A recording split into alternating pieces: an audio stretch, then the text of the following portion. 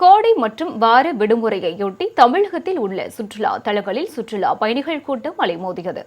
உலக புகழ்பெற்ற சுற்றுலா தலமான கன்னியாகுமரியில் சூரியன் உதயமான காட்சி தெளிவாக தெரிந்ததால் சுற்றுலா பயணிகள் பார்த்து ரசித்தனர். இதேபோல விவேகானந்தர் நினைவு மண்டபத்தை படகில் பயணம் செய்து பார்வையிட்டனர். சுற்றுலா பயணிகளின் வருகையால் கடலோர பாதுகாப்பு குழும போலீசார் பாதுகாப்பு பணியில் ஈடுபட்டு வருகின்றனர்.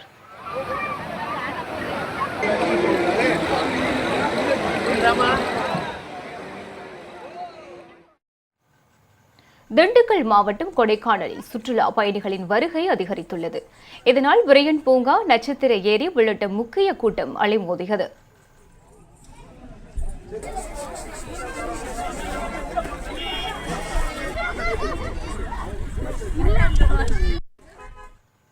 சேலம் மாவட்டம் எடப்பாடி அருகே உள்ள பூலாம்பட்டியில் சுற்றுலா பயணிகளின் கூட்டம் அலைமோதியது.